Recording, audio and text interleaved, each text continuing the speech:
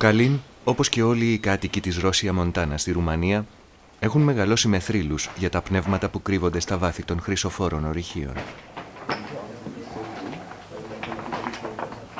Bineînțeles, noi le spuneam vâlve sau bătrânii noștri le spuneau vâlve, cei care au apucat să lucreze în minerit. Și unii spuneau că există vâlva albă, vâlva neagră, vâlva albă care îți promite aur dacă îl împarți cu alții, vâlva neagră care te duce de nu te mai găsește nimeni dacă ești lacu.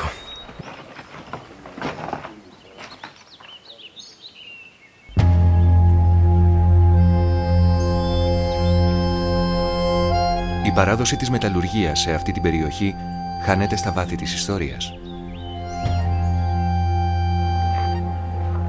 Από τη Ρωμαϊκή εποχή και αργότερα στο Μεσαίωνα και τους νεότερους χρόνους, η εξορρυκτική δραστηριότητα εδώ δεν σταμάτησε σχεδόν ποτέ. Και τα ίχνη που άφησε μέσα στους αιώνες αποτελούν σήμερα ένα πολύτιμο κομμάτι της παγκόσμιας πολιτιστικής κληρονομιάς. Everybody who studies law knows about Rosia Montana because in the galleries there will find some wax tablets that are on the basis of everyone studying Roman right, Roman law, and every historian in the world heard about Rosia Montana.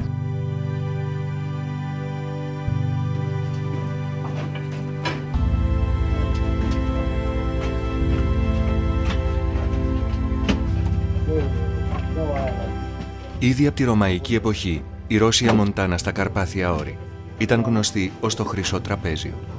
Τα κοιτάσματά της ήταν τόσο πλούσια που σύμφωνα με την παράδοση μπορούσε κανείς να βρει ολόκληρες κοτρώνες χρυσού επιφανειακά στις κοιλάδες.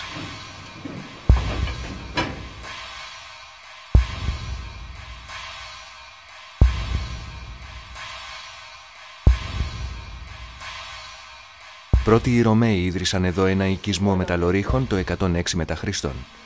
Για να αποσπάσουν το πολύτιμο μέταλλο που έκρυβε η γη, κατασκεύασαν ένα αριστοτεχνικό σύστημα υπόγειων στοών, που πολλοί ερευνητές το παρομοιάζουν με μια υπόγεια Ακρόπολη.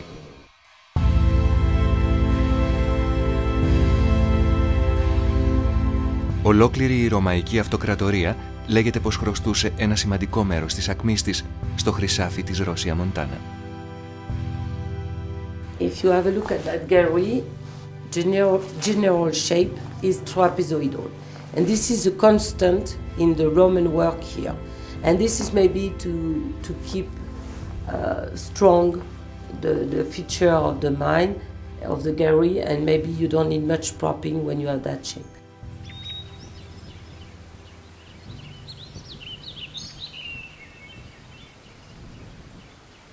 Από τότε, σε όλες τις ιστορικές περιόδους ανά τους αιώνες, Γερμανοί, Αυστριακοί, Σοβιετικοί, όλοι θέλησαν να εκμεταλλευτούν τον ορυκτό πλούτο της περιοχής.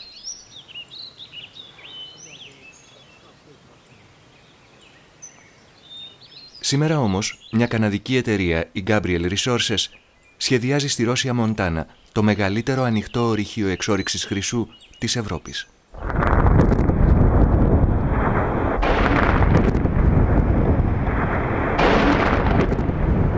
Υπολογίζουν πως εδώ βρίσκεται το πλουσιότερο κοίτασμα χρυσού στο υπέδαφος της γυραιάς Υπήρου και πως αν ανατινάξουν τα βουνά θα το βγάλουν όλο, 240 τόνους χρυσού μέσα σε 16 χρόνια.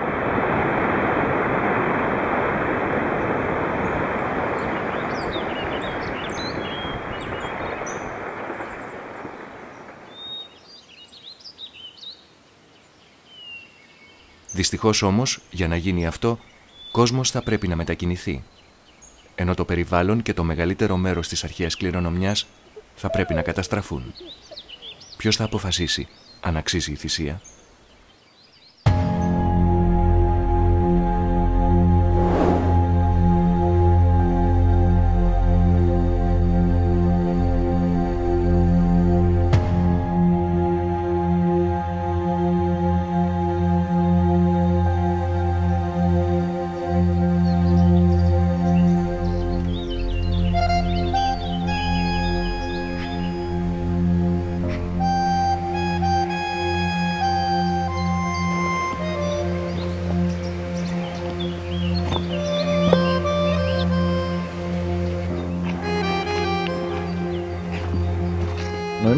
suntem acei oameni care să ne opunem dezvoltării sau locurilor de muncă, să fim bine înțeleși.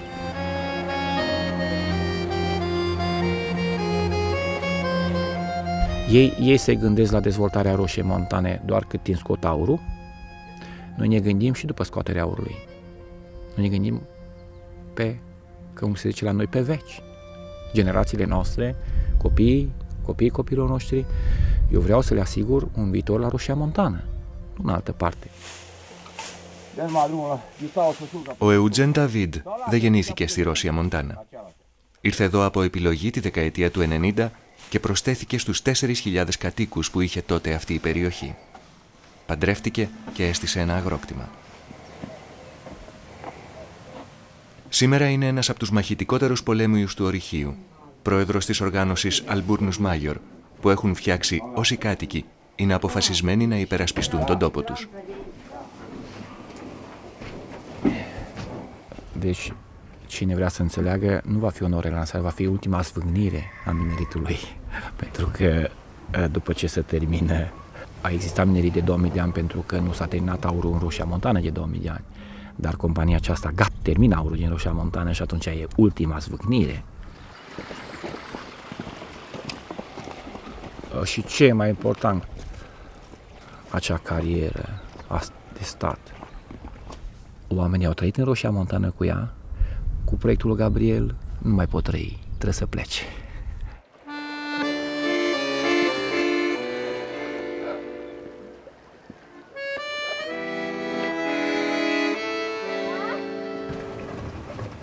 Εδώ και αιώνες η ιστορική περιοχή της Ρώσια Μοντάνα συνυπήρχε με το ορυχείο Χρυσού. Σχεδόν όλοι δούλευαν εκεί.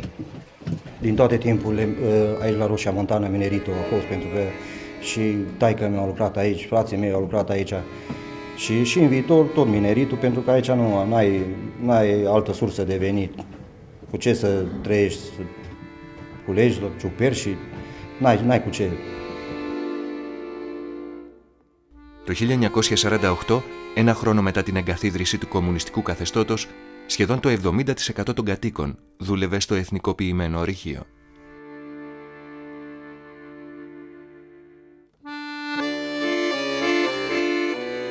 Deci pe vremea comuniștilor, exploatările miniere aveau un număr mare de angajați. Deci statul făcea o formă de protecție socială, angajăm foarte multă lume în aceste activități. Oamenii din toate zonele limitrofe, pe o rază de 30-40 de kilometri, își câștigau pâinea și își făceau o pensie din minerit. Μετά την πτώση του καθεστώτος, τα ορυχεία παρέμειναν στο κράτος. Ωστόσο, οικονομικά δεν πήγαιναν καλά. Κάθε χρόνο λάμβαναν τεράστιες επιδοτήσεις, καθώς παρουσίαζαν οικονομικά έλλειμματα. Οι θέσεις εργασίας άρχισαν να φθήνουν. Ακριβώς εκείνη τη στιγμή, περίπου το 1996, εμφανίστηκε στην περιοχή μια νεοσύστατη καναδική εταιρεία, η Gabriel Resources. Povestea acestei companii o știu de 16 ani, pentru că sunt, cred că, primul om care a văzut când a apărut această companie în Roșia Montană. Au fost doi angajați, doi geologi din Australia, cu care eram vecini. Stăteam chiar casă lângă casă.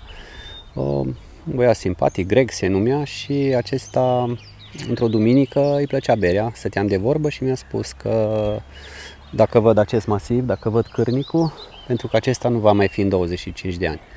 Eu în acel moment mi-am dat seama că această companie este un pericol pentru Roșia Montană și poziția mea a fost clară de la început împotriva dispariției Roșiei Montane.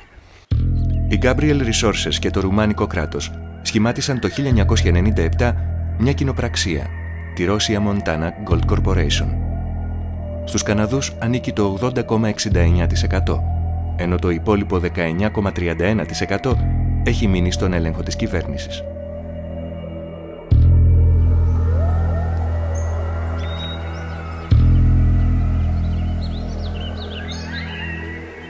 Ωστόσο, η πρόταση της εταιρείας για το ορυχείο που σκοπεύει να κατασκευάσει έχει προκαλέσει σφοδρές και μαζικές αντιδράσεις διεθνώς.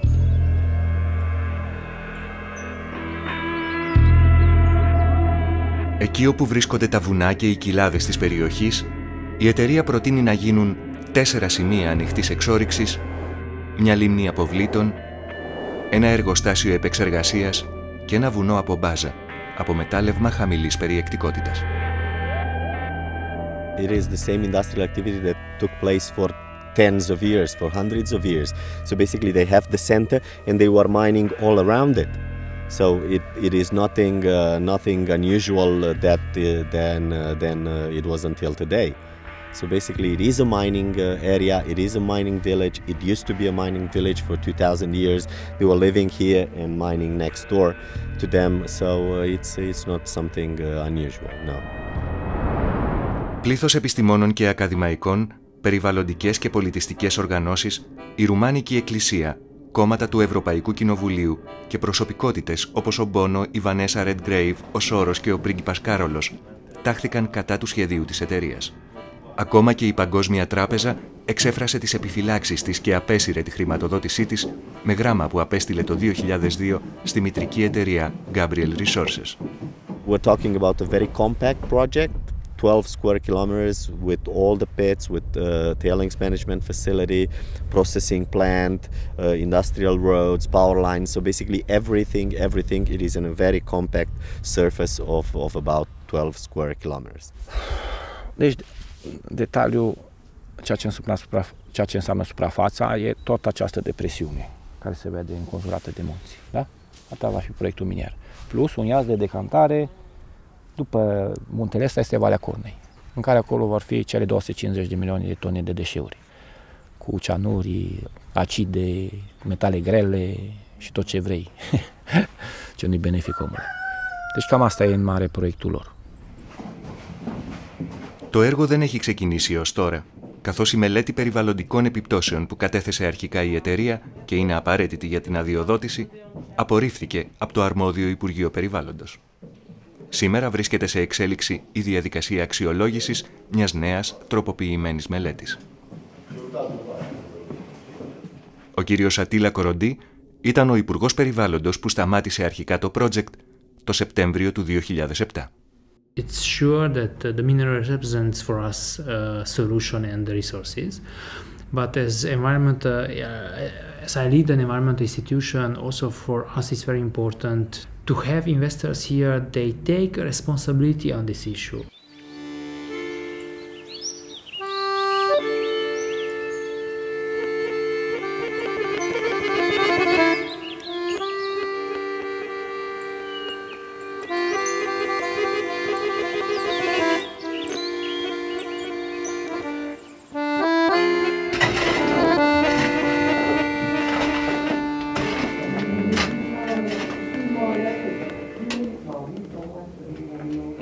How many galleries are there around in the area of Roșia Montană? Over 70 kilometers of all period, and we are about 10% antique, known at the moment. Mm-hmm. And here we have about 200 meters of Roman work, but there are more because when you go down, excavate, you find other things.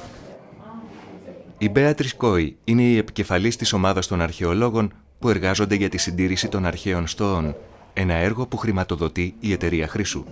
Everything that specialists will say this is something that it is of a heritage value and has to be preserved and set it up for visitors. It is for them to decide and we're going to do it. Σκοπός τους είναι να αποκαταστήσουν ορισμένες στοές προκειμένου οι υπόλοιπες να καταστραφούν εφόσον το έργο ξεκινήσει. Even if you save everything, you will have to choose what you can conserve, what you can protect, because you never have enough money just to control kilometers. So that's it's a deal, let's say, between what we can save and what we lose, but we compensate by a lot of documentation, 3D vision, and also facsimile. If we're talking about the galleries, at some point they stated that they will make a copy of it.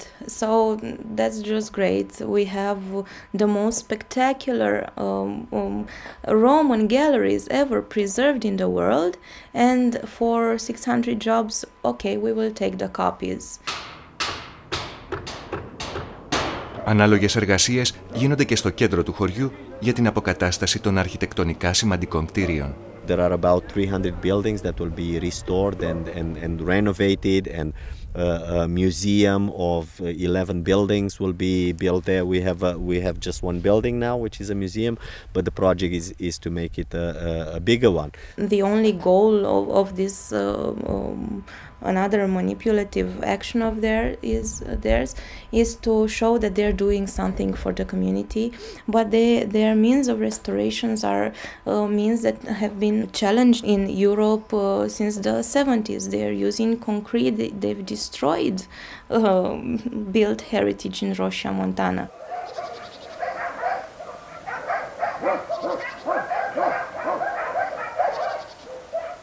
Για να γίνει το ορυχείο που προτείνει η Roșia Montana Gold Corporation, 974 σπίτια θα πρέπει να καταστραφούν, καθώς βρίσκονται στη ζώνη επίπτωσης.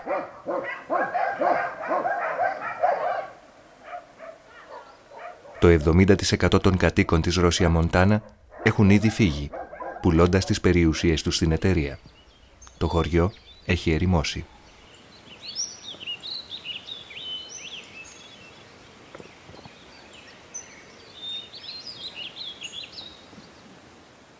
It is willing seller and willing buyer. So everybody that sold their properties to the company has done it willingly.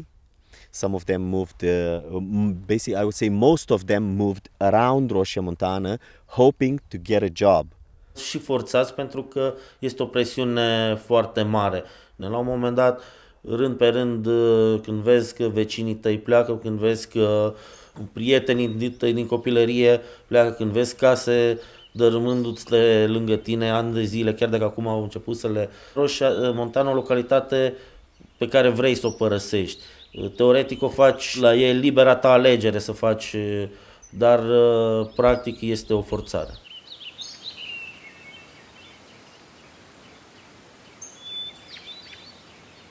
Compania a venit în primul rând să distrugă Roșia Montana și a reușit până acum. Și fără să înceapă proiectul a reușit să distrugă o localitate care altădată era o localitate plină de viață, plină cu oameni. De multe ori mă întreb ce ar spune cei bătrâni care țineau la această localitate, care au făcut ceva aici. Să vezi cum se dărâmă totul, cum se distruge totul, cum se demolează în numele unei companii, nici măcar în numele interesului local, ci în interesul unei companii se distruge totul.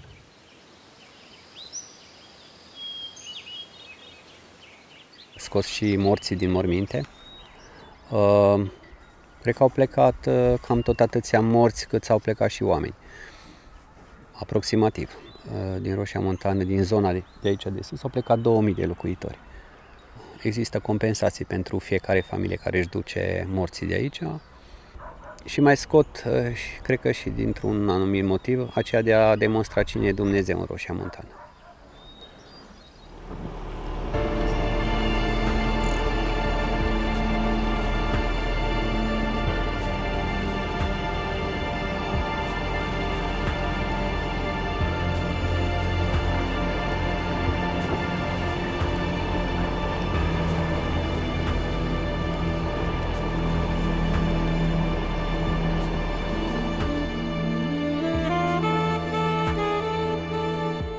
Am venit aici pentru că acolo aveam o situație mai slăbuță, așa, am avut o casă mai veche, așa, ce am făcut casă nouă și pentru locuri de muncă la copii, că eu am 3 băieți.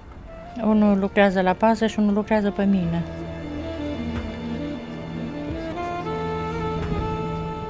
M-am obișnuit aici, îmi place aici, avem casă bună.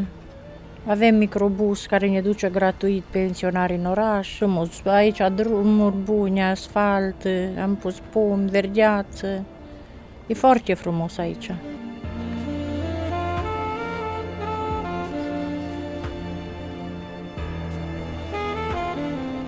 Ο κύριος Ντάγκεα έφυγε με την οικογένειά του από τη Ρώσια Μοντάνα μετά από 60 ολόκληρα χρόνια.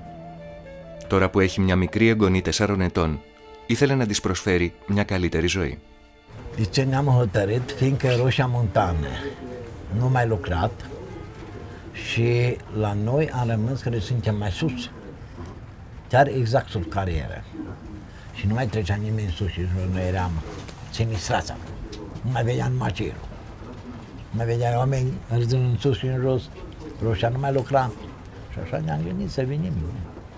Sunteți mulțumiți de casa care o avea compania? Da, nu prea. Nu au lucrat acum, ci-au lucrat pe banii noștri, nu pe banii lor. Din banii care am primit, mi-au tras cât a costat casa și pământul. Ce problemă a fost cu casa asta de nu ați fost prea mulțumit? Nu, că vezi că așa am creat pe toate părețile, ușile și toate astea. Pe sub ferestrare am frigul de iarna de n-ai treabă.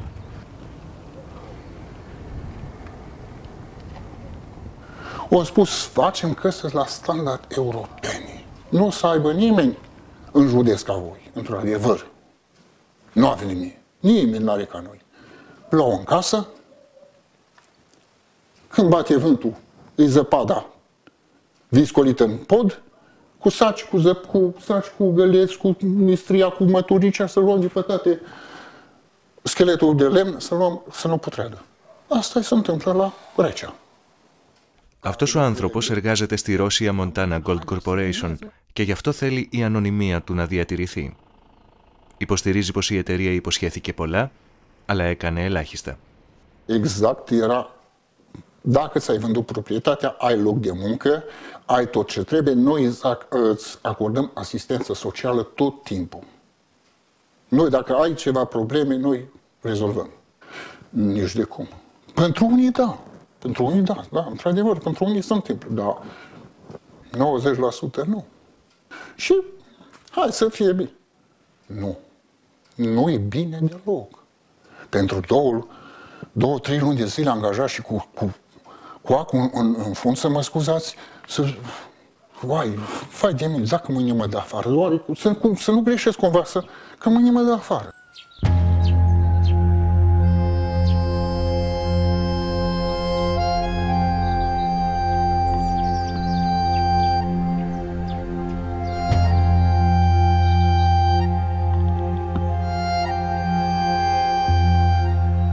Εκτός από την καταστροφή της κοινότητας και της πολιτιστικής κληρονομιάς, το περιβάλλον θα είναι αυτό που θα υποστεί τρομακτικές συνέπειες, λένε όσοι αντιδρούν στο σχέδιο της εταιρείας. Υπάρχουν 4 βουνά που περικλείουν την ευρύτερη περιοχή της Ρώσια Μοντάνα και τα 4 θα πρέπει να ανατιναχθούν. Οι κοινότητες θα περικυκλωθούν από βιομηχανικής κλίμακας ανοιχτά ορυχεία. The Russia Montana Mining Project proposes to perform mining, to operate mining in an area that used to be mined for almost 2,000 years. And from 4 mountains we will have 4 craters. This is one of the destructive actions of this project. Όλη η κοιλάδα της Κόρνα θα μετατραπεί σε λεκάνη εναπόθεσης αποβλήτων. Θα χτιστεί ένα φράγμα όπου θα συγκρατεί 250 εκατομμύρια τόνους τοξικών ουσιών. The tailing lake would be over 200 hectares wide and the dam will be over 180 meters high. This can be a very big problem when you have an earthquake or a huge flood. It can rupture and everything downside would be destroyed. There are millions of tons of materials there and they can toxic sludge practically. They would destroy the whole valleys and pollute rivers and everything. Το κιάνιο που χρησιμοποιείται κατά τη διαδικασία απόλυψης του χρυσού είναι η πιο τοξική ουσία από όλες. Αν διαρρεύσει, η καταστροφή του περιβάλλοντος θα είναι ανυπολόγιστη. It is a cyanide technology that it is used in gold and silver mining indeed. Yes, but this is a technology that it is used in the entire world for the last 100 years. About 95% of the gold that is mined today in the entire world goes through this technology. The legislation in European Union and also in Romania, it is the strictest that you can find in the entire world. Η εταιρεία υποστηρίζει ότι οι ποσότητες που θα καταλήγουν στην κοιλάδα της Κόρνα θα είναι ελάχιστες. Cyanide, before going to the tailings management facility, goes in a detox unit. That detox unit also recovers as much cyanide as possible to reuse it in the process. I asked them about the cyanide lake. They told me this is not true. It's I asked them pure if water. it's going to be a big Mineral water. It's mineral water. There's no cyanides. It's mineral water. It's very healthy. And yes. Η εταιρεία υποστηρίζει ότι το φράγμα που θα κατασκευάσει θα αντέχει σεισμούς 10 ρίχτερ και ότι δεν θα πλημμυρίζει ακόμα και με ραγδαίες βροχοπτώσεις. My point of view, Romania now, it's better than stop the cyanide projects and cyanide technology that using cyanides. It's not sufficient developed, taking account that Europe is very populated. Europe is not a country that have huge surface without population, where some accidents can be managed in some way. It's more difficult to deal with in Europe in this situation, using in the huge mining projects cyanides or other chemical substances.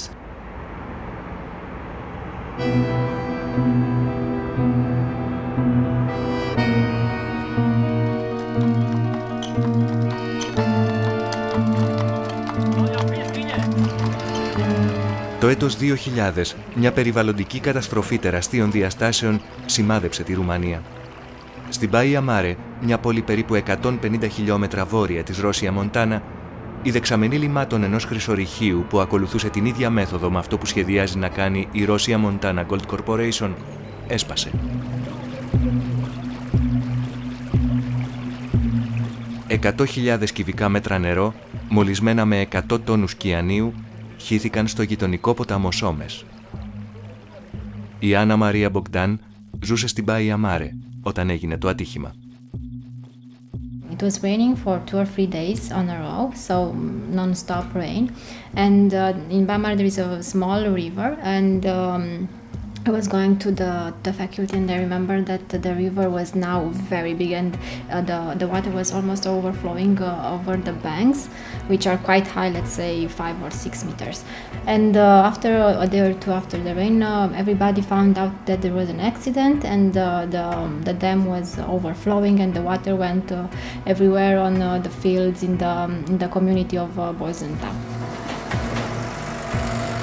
So Baia Mare was becoming the second Chernobyl in Europe, and we were getting very famous about this, not in a good way. Η μόλυνση πέρασε τα σύνορα, ρυπαίνοντας τον Τίζα, τον δεύτερο μεγαλύτερο ποταμό της Ουγγαρίας, σκοτώνοντας κάθε ζωή στα νερά του και καταστρέφοντας τα αποθέματα πόσιμου νερού 2,5 εκατομμυρίων κατοίκων.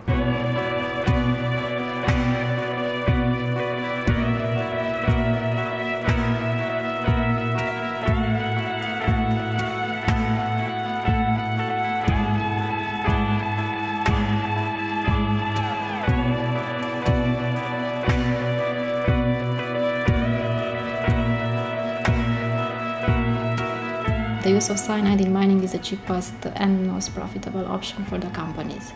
This is the only thing that matters.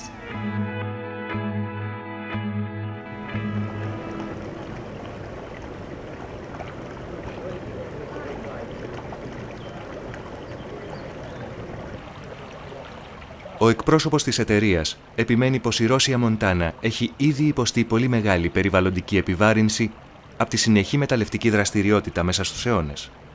Και ως παράδειγμα φέρνει τα κόκκινα νερά που τρέχουν σε ορισμένα ρέματα της περιοχής. Our plan is to capture all this polluted water, to capture it, then treat it into a water treatment plant. The clean water coming out from this plant will be used, part of it in the processing of the gold and silver, and part of it will be discharged as clean water in the river system. So basically what I can say is that Roșia Montana, it's going to be a much way better place to live with the mining project than it is today. Asta e o legendă, pentru că de ani se spune Roșia Montana, pentru că apa asta roșie a existat dintotdeauna. Dar ei au scos povestea asta cu apa poluată să arate că ne fac un mare bine depoluând acea apă roșie. Οι κάτοικοι υποστηρίζουν ότι η ζημιά που ήδη έχει γίνει στο περιβάλλον είναι μηδαμινή μπροστά σε αυτή που θα προκαλέσει το ορυχείο της Rosia Montana Gold Corporation. E vizibil acolo, dar nu deranjează. Deci, noi vorbim, deci dacă noi avem acum o problemă de refacere a mediului în Rosia Montană cu o carieră mică, ce problemă vom avea după o carieră de 10 ori mai mare ca și acum la Rosia Montană, deci problemele mediului vor fi mult mai mari. Și deci nu avem niciodată nicio garanție că se va reface mediul după plecarea investitorului. Deci dacă acum avem o problemă, ce problemă vom avea dacă se va realiza acest proiect? Deci sunt contradicții majore în ceea ce spune compania.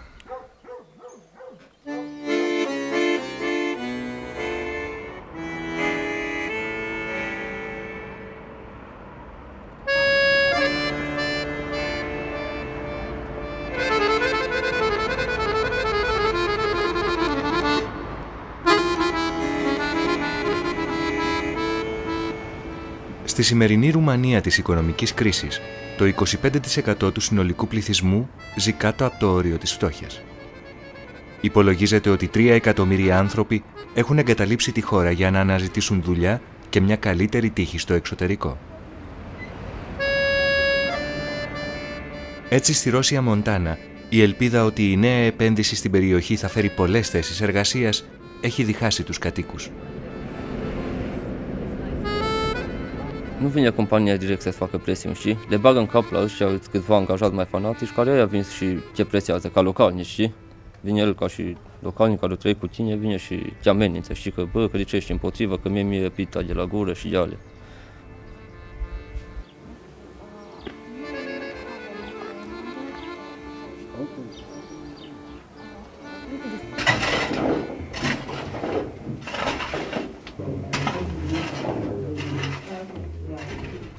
Păi dacă care nu sunt de acord cu proiectul să se ducă în altă parte.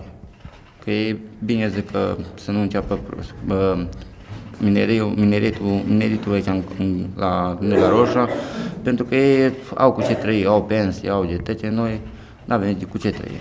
Dacă nu începe mineritul aici în zona asta, suntem muritori de foame. Plecat în Germania la culez de crastaveți, în agricultură, am fost în Italia la culez de struguri, pentru că nu aveam cu ce să-mi întrețin familia. Sunt căsătorit, am 2 copii, fiica mea e în facultate la Cluj, în Apoca la Babeș-Boia, cu ce să o țin.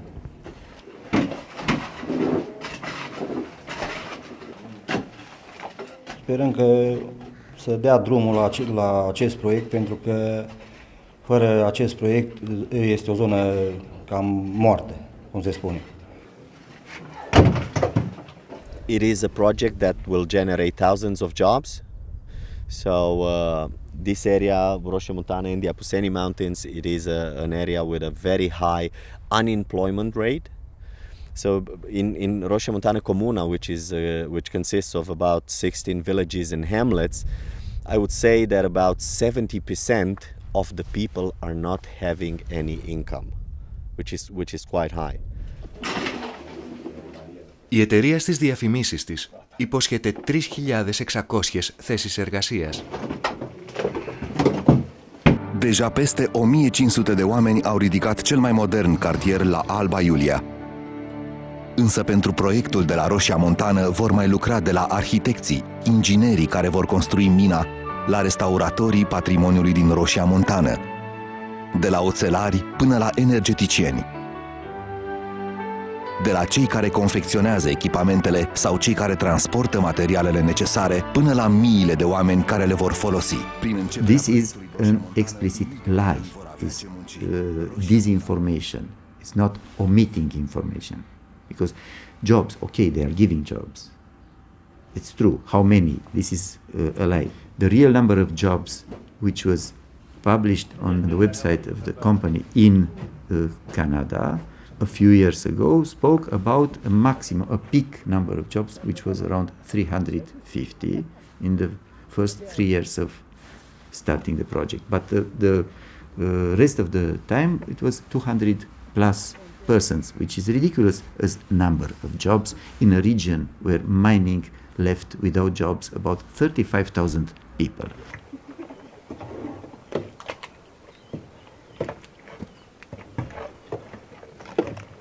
Noi ne opunem datorită faptului că noi în viziunea noastră avem alte locuri de muncă mult mai multe în dezvoltarea pe care o preconizăm noi și pe termen mult mai mare.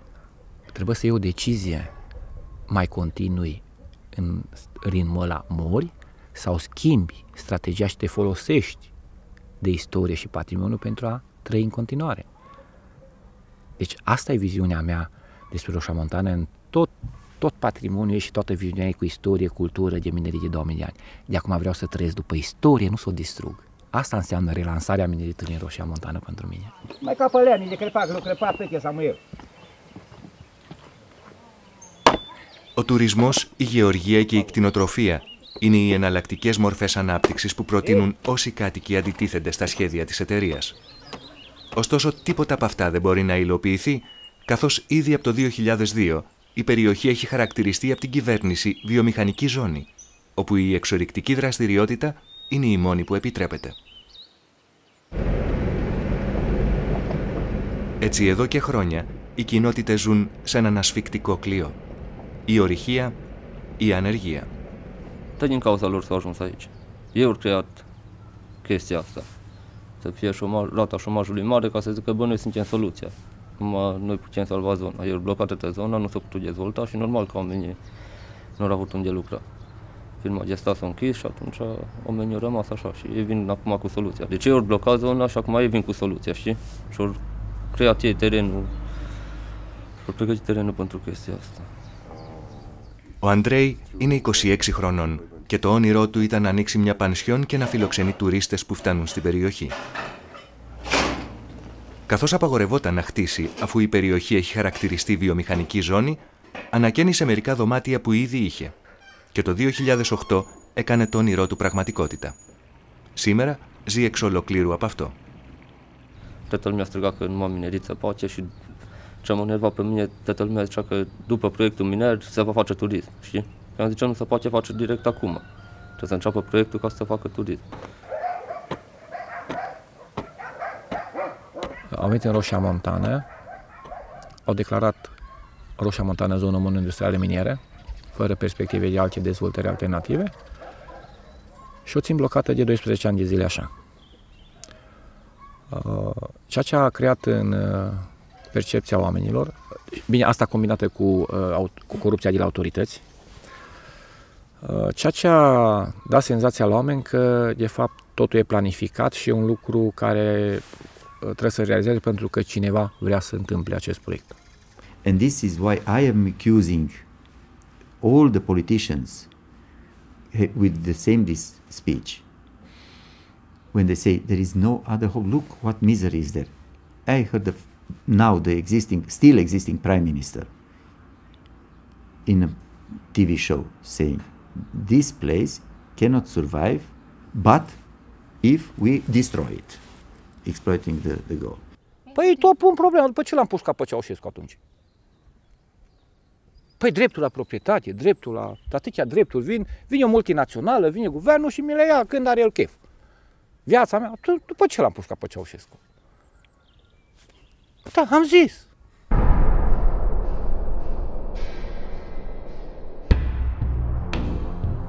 În ce proiect ar trebui să investească România 4 miliarde de dolari? Copiii și mai ales cei de la sate și din comune îndepărtate să aibă accesul la învățământ. Mai multe sere, pentru ca să fie legumele și fructele făcute de noi, să nu mai importăm atâtea legume și fructe din afară. Noul proiect Roșia Montană aduce României 4 miliarde de dolari, respectând standardele europene de mediu.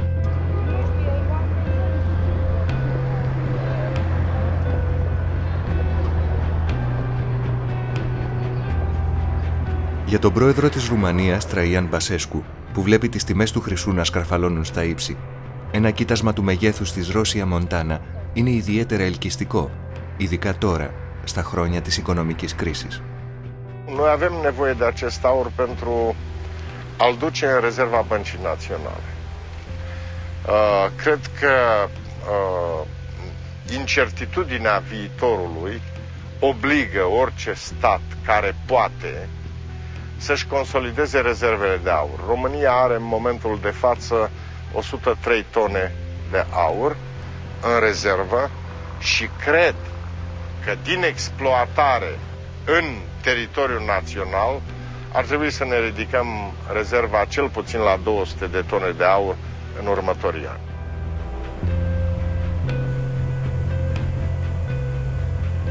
Every time the company seems to have some problems at the stock market because of bad news coming from the opposition, Mr. Băsescu made it a habit by coming up in televised shows or in key moments. He takes every opportunity he gets to make pressure again on the government to give the permit for this project.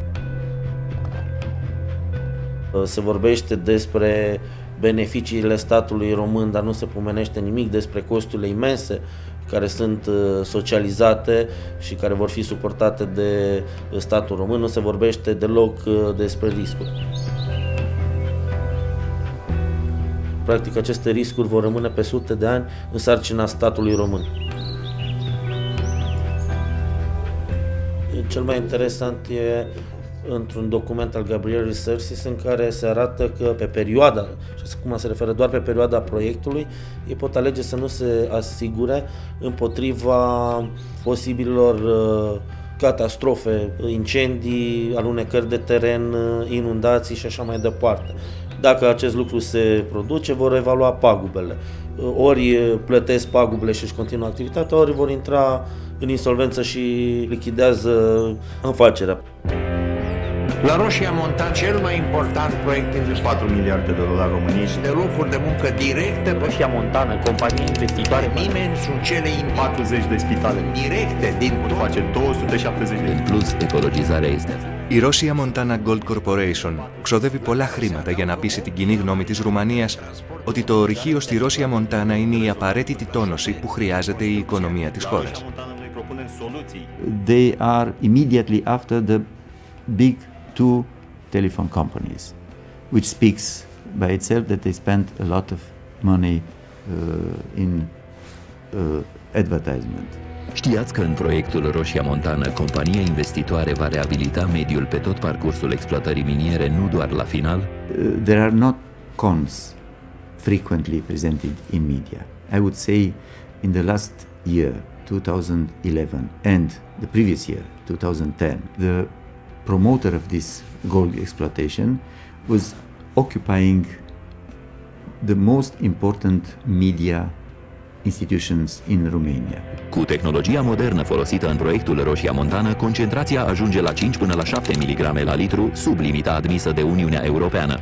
And you cannot find any other alternative information except the one which is promoted by themselves.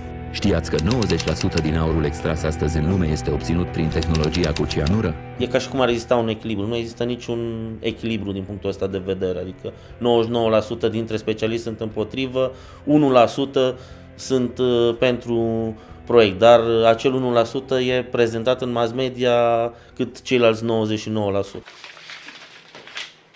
Ο Μιχάη Γκοτίου έχει αφιερώσει τα τελευταία 10 χρόνια της επαγγελματικής του ζωής στην έρευνα του θέματος της Ρώσια Μοντάνα. Συνήθως δίνει μάχες για να δημοσιευθούν τα άρθρα του. Υποστηρίζει πως η εταιρεία έχει αγοράσει μεγάλα διαφημιστικά πακέτα στις εφημερίδες και πως ο έλεγχος που ασκεί στα μίντια είναι ασφικτικός. Ziarele locale care sunt pline de asemenea de articole publicitare fără măcar să fie marcate ca și publicitate ale RMGC-ului, la televiziuni și în ziarele naționale critica la adresa proiectului este foarte bine controlată. Așadar, acea voință liberă e destul de grav influențată de toată această propagandă. Toate televiziunile și toată presa din țara asta, poate și din peste hotare, e comparată de ei. Nu mai ai cui să-i spună o vorbă. Nu mai ai cui să-i spui o vorbă. Dacă ai spus cuiva, mâine te-o decapitat. Acum, toți, parcă smuți, parcă... Dacă l-ai întrebat ceva, e frică să spună adevărul sau să spună, să nu scap cumva o vorbă mai greșită, că poate mă spui acolo și eu mă dai deoparte.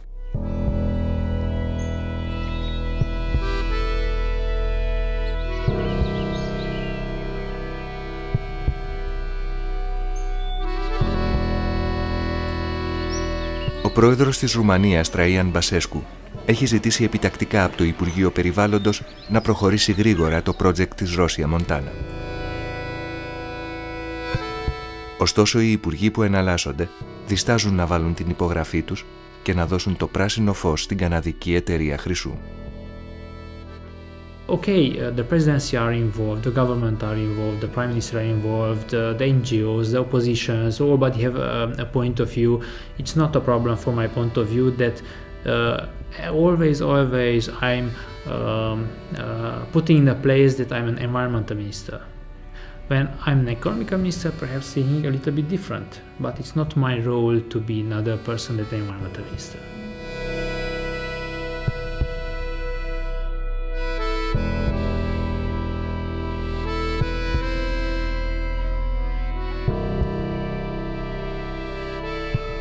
Honestly, when we are talking about the pressure from the company, I had it pressures. I had it pressures. I had it also in my former mandate in the environmental ministry. Debates that connected. I'm a Hungarian minority member. That we want to sell Romania to the foreigners, or we don't want to exploit the gold that the Hungarians want to take Transylvania. Stupid things.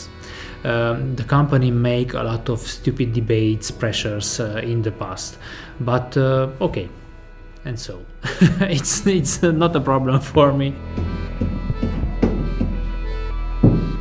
We're waiting for a decision regarding the environmental permit for 6 years now. The answer that we're waiting for the Ministry of Environment can be a yes or a no. If it's going to be a yes, we can go ahead with the mining project. If it's going to be a no, they have to tell them, or they have to tell us why they said no, what piece of legislation we're not respecting, so we can go back, and we're here to make this project happen.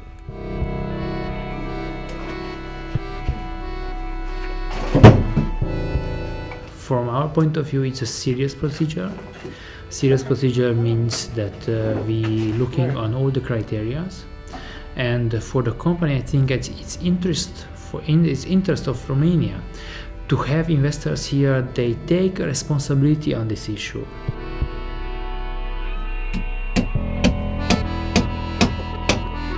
And the company, from my point of view, sometimes it's not sufficient serious.